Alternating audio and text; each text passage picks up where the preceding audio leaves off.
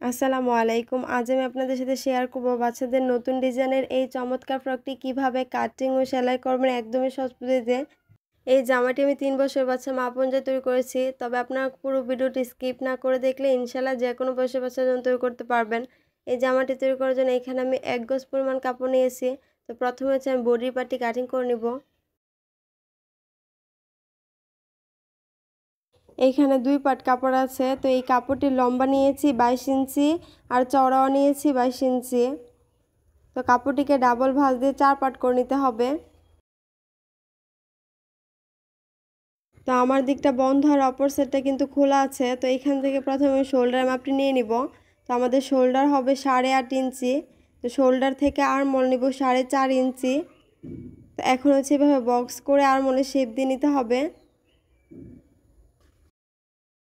এখন গলার চওড়ার মাপটি নিয়ে নিব। তো গলার চওড়া হবে 5.5 ইঞ্চি। এখন মার্ক অনুযায়ী কাপড়টি কাটিং করে নিব। তো বডির পার্টটা এভাবে সোজা করে নিতে হবে।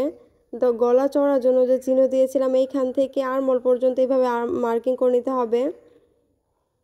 তো এখন মার্ক অনুযায়ী কাপড়টি কাটিং করে নিব।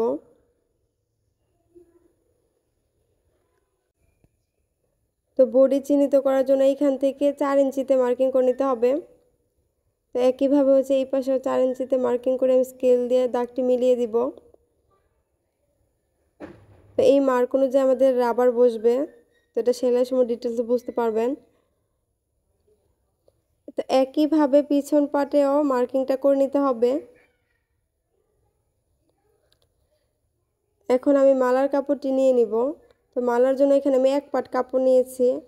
এই কাপড়টির লম্বা নিয়েছি 10 ইঞ্চি আর চওড়া নিয়েছি 38 ইঞ্চি। তো কাপড়টিকে ডাবল ভাঁজ দিয়ে 2 পাট করে নিতে হবে। এখন বন্ধ সাইড থেকে মালার লম্বার মাপটি নিব 7 ইঞ্চি আর এই কোণা থেকে হচ্ছে 3.5 ইঞ্চিতে একটি মার্ক করে নিতে হবে। তারপর এই মার্ক থেকে হচ্ছে এভাবে দাগটি মিলিয়ে দিব। তারপরে এই মার্ক থেকে কোণা পর্যন্ত এভাবে মিলিয়ে দিতে হবে।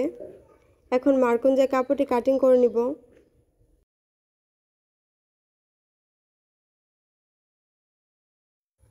তো মালাটির মাঝখানে এভাবে হচ্ছে চিহ্ন দিয়ে নিতে হবে।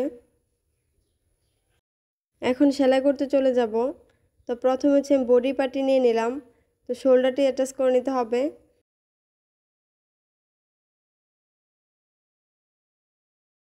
তো এখন আর্মহোলে পাইপিং করে নিব।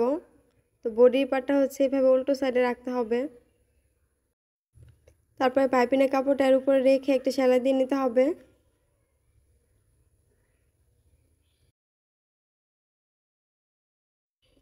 তারপরে পাইপিংয়ের কাপড়টি সোজা সাইডে নিয়ে 2টা ভাঁজ দিয়ে এর উপর দিয়ে আরেকটি সেলাই দিয়ে নিতে হবে।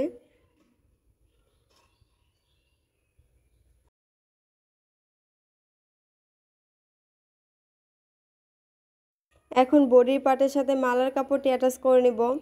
তো মালার মাঝখানে যে চিহ্ন দিয়েছিলাম এই চিহ্ন হচ্ছে কাঁধ বরাবর বসবে। তো এই কাঁধ বরাবর এভাবে রেখে তারপর একটি সেলাই দিয়ে নিতে হবে। তো বডির পার্টের সোজা সাইডে হচ্ছে মালার কাপড়টি এভাবে রেখে তারপরে সেলাইটি দিতে হবে।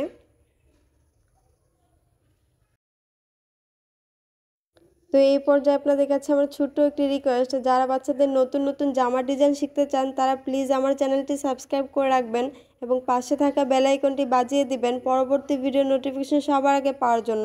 আর যারা অলরেডি সাবস্ক্রাইব করেছেন তাদেরকে অসংখ্য ধন্যবাদ।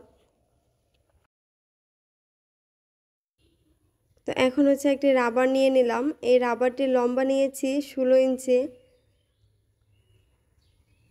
তো এখন হচ্ছে বডির পার্টের সাথে অ্যাটাচ করে নিতে হবে।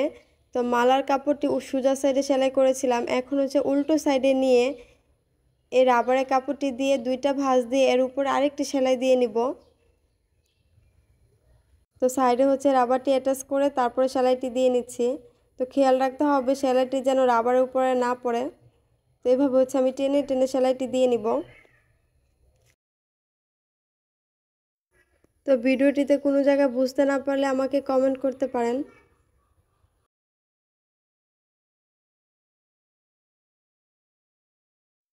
তো এইভাবে রাবারটি অ্যাটাচ করে নেওয়ার পর এখন মালার কাপড়টি সেলাই করে নিতে হবে। তো মালার কাপড় হচ্ছে চিকন করে 2টা ভাঁজ দিয়ে তারপরে একটি সেলাই দিয়ে নিতে হবে।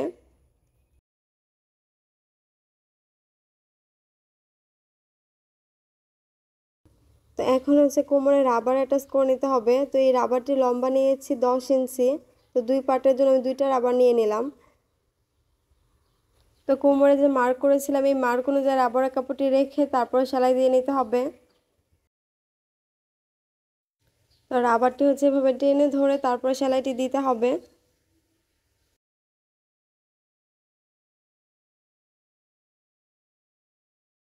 তো এই পার্টে যেভাবে রাবারটি অ্যাটাচ করেছে ঠিক একইভাবে এই পার্টে অ্যাটাচ করে নিতে হবে।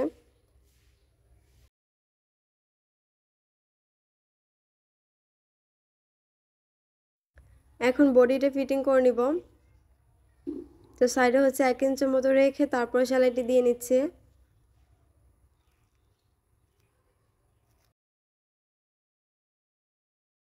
তো একটা সাইড সেলাই করে নেওয়ার পর একইভাবে অপর সাইডটা সেলাই করে নিতে হবে।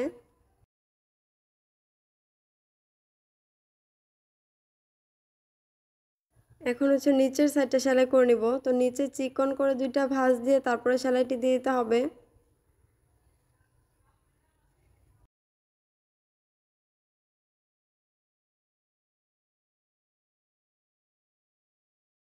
তো এখন হচ্ছে আমি কাঁধে বেল অ্যাটাচ করে নিব। তো বেল্টের জন্য আমি একটি কাপড় নিয়ে নিলাম। এই কাপড়টি চওড়া নিয়েছি 2.5 ইঞ্চি আর লম্বা নিয়েছি 7.5 ইঞ্চি।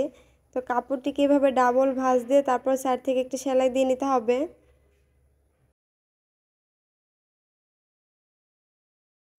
তারপর একটি স্ক্রুড্রাইভারের সাহায্যে কাপড়টি উল্টিয়ে সোজা করে নিতে হবে। তো এখন বডি পার্টের সাথে অ্যাটাচ করে নিব। তো এইখান থেকে ধরে 3 ইঞ্চি বরাবর একটি চিহ্ন দিয়ে নিতে হবে। তো একইভাবে পিছন পাটেও 3 ইঞ্চি বরাবর চিহ্ন দিয়ে নিতে হবে। তো বেল্টের কাপড়টি এভাবে রেখে তারপর হচ্ছে সেলাইটি দিয়ে নিব।